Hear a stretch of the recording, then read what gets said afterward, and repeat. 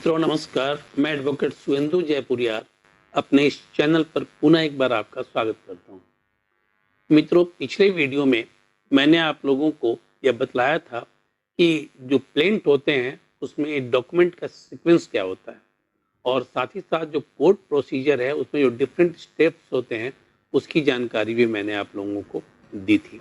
आज मैं आप लोगों को उसमें एफिडेविट की बात जो मैंने की थी कि जो प्लेंट में होता है एफिडेविट, जिसको शपथ पत्र कहा जाता है, कि जिससे पता चलता है कि आपने जो प्लीडिंग्स में जो कुछ डाला है उससे आप सहमत हैं और वह बिल्कुल सही है, वह गलत नहीं है। तो यहाँ पर अब यह सवाल उठता है कि यदि कोई भी मुवक्किल, ठीक है ना, कोई भी मुवक्किल गलत एफिडेविट देता है, गलत शपथ पत्र देता है, तो उसका परिणाम क्या होता है, ठीक है ना, उसका परिणाम क्या हो सकता है। इस बात का ध्यान मुवक्किल को भी रखना है और मुवक्किल से ज़्यादा वकील को इस बात का ध्यान रखना है गलत शपथ पत्र न दे, क्योंकि गलत शपथ पत्र देने पर वकील की भी स्थिति कोर्ट के सामने बुरी होती है और मुवक्किल की स्थिति तो जो होती है वो उसकी चर्चा मैं भी करूँगा।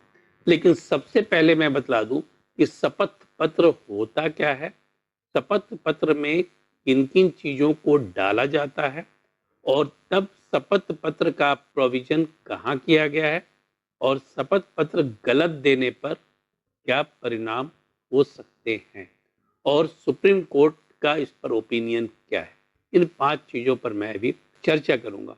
एफिडेविट को लोग बहुत ही हल्के अंदाज में लेते हैं कि एफिडेविट आया और कोई भी व्यक्ति कर दिया। डिपोनेंट को एफिडेविट करना होता है और वह आसानी से आया और एफिडेविट अपना साइन करा लिए, साइन करके चले गए।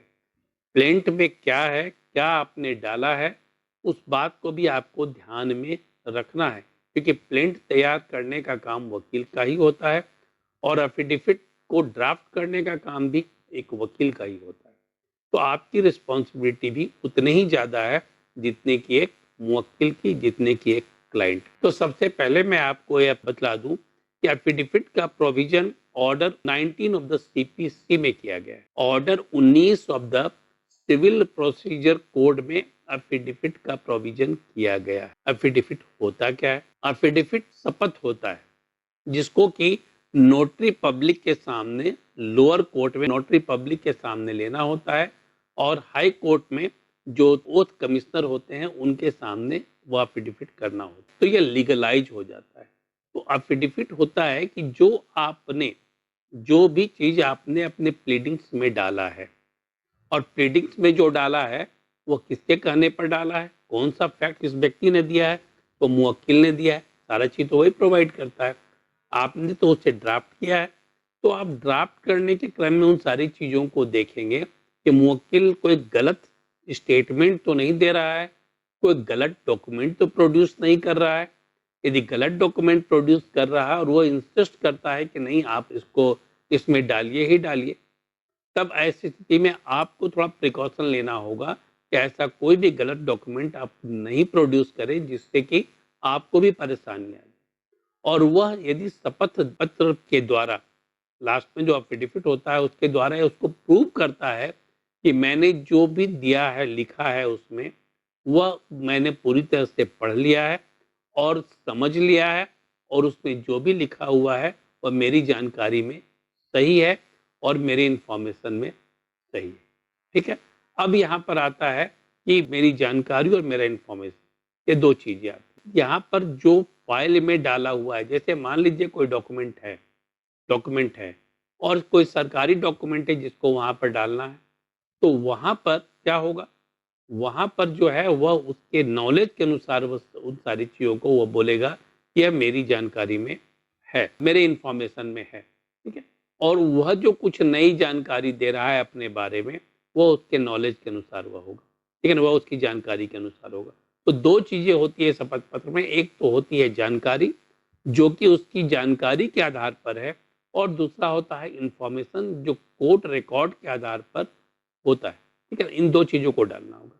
तो अब यहाँ दिक्कत कहाँ आती है, कोर्ट रिकॉर्ड में जो सारी चीजें हैं वहां तो वह गलती नहीं कर सकता है, लेकिन जहां पर उसको अपना नॉलेज की बात है, ठीक है ना, यह मेरे नॉलेज के अनुसार सही है, और उसमें वह गलत डॉक्यूमेंट देता है, कोर्ट को मिसलीड करने का प्रयास करता है तो वहीं पर जाकर फंसने की संभावना है, और उसके बाद वह शपथ पत्र भी डाल देता है तो वहां पर फंसने की संभावना है।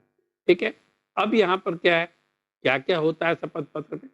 सबसे पहले शपथ पत्र जो होता है वो डिक्लेरेशन होता है।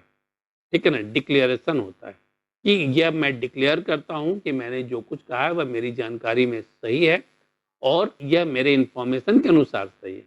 मैंने अभी जानकारी और इंफॉर्मेशन दोनों की बात आप लोगों से की। दूसरी चीज कि शपथ पत्र पर साइन कौन कर सकता है?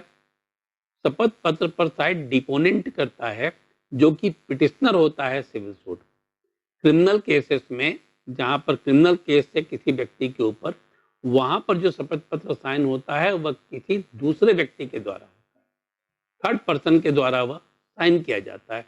जैसे कि कोई किसी के ऊपर कोई आरोप लगा हुआ है तो उसका मित्र, उसके रिश्तेदार इत्यादि उस पर साइन कर सकते हैं। लेकिन जो सिविल सूट होता है वहां पर पिटिशनर जो है वही डिपोनेंट होता है और वह उस पर सिग्नेचर करता है, अपना वही शपथ जो है वहां पर लेता है, शपथ पत्र भरता है और शपथ पत्र पर साइन करता है। ठीक है, दूसरा है कि यह जो शपथ पत्र होता है वह फैक्ट से संबंधित होना चाहिए।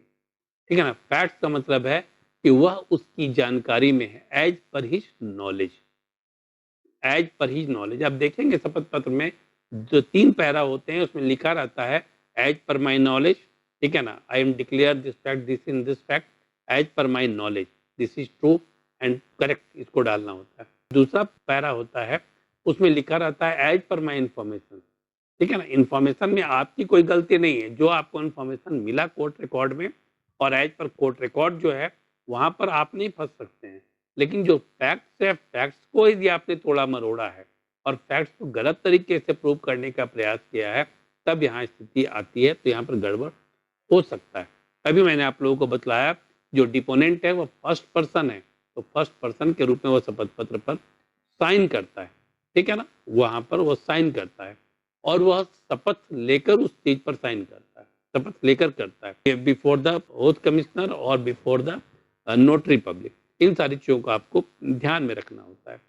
अब क्या है, यदि आप गलत शपथ पत्र देते हैं और आप जो डिफेंडेंट है उसको पता चल जाता है कि आपने गलत शपथ पत्र दिया है, तब ऐसी स्थिति में डिफेंडेंट की भूमिका क्या होगी और डिफेंडेंट को अपना क्या राइट मिलेगा? तो डिफेंडेंट वहां पर काउंटर एफिडेविट दे सकता है। ठीक है ना, प्रति शपथ पत्र दे सकता है, यह कहते हुए और यह मेंशन करते हुए कि जो शपथ पत्र दिया गया है पिटिशनर के द्वारा, जो दिया गया है आपका प्लेंटिफ के द्वारा, वो शपथ पत्र गलत है।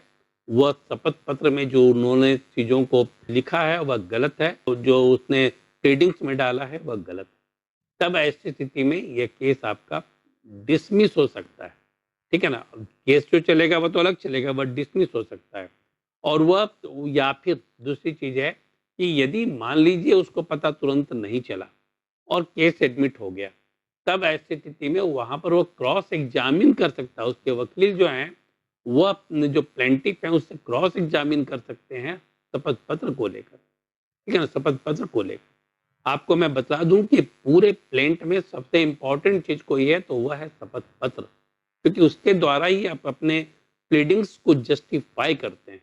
ठीक है ना, शपथ पत्र को इसीलिए कभी भी हल्के रूप में नहीं लिया जा सकता है, इसीलिए इसको एक अलग चैप्टर के रूप में ही इसमें डाला गया है। ठीक है, अब आता है कि जब फॉल्स एफिडेविट किया गया तो एक डिफेंडेंट को क्या राइट है, मैंने आप लोगों को यह बतला दिया।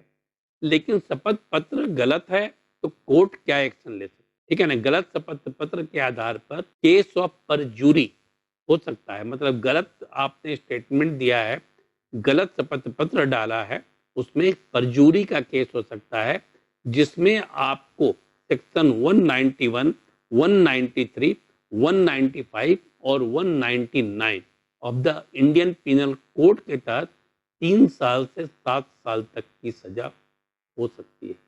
फिर मैं रिपीट कर रहा हूं कि शपथ पत्र को आप हल्के में कभी मत लें, एफिडेविट को हल्के में कभी मत लें, वेरिफिकेशन जो है उसको हल्के में कभी मत लें, क्योंकि पूरे प्लीडिंग्स का, ठीक है ना, पूरे प्लीडिंग्स का और पूरे प्लेंट का रेदर सबसे इंपॉर्टेंट पार्ट जो है वो शपथ पत्र ही है और आपकी प्लीडिंग को जस्टिफाई करता है कि आपकी प्लीडिंग सही है या गलत है, और पूरा का पूरा केस आपके शपथ पत्र पर निर्भर करता है।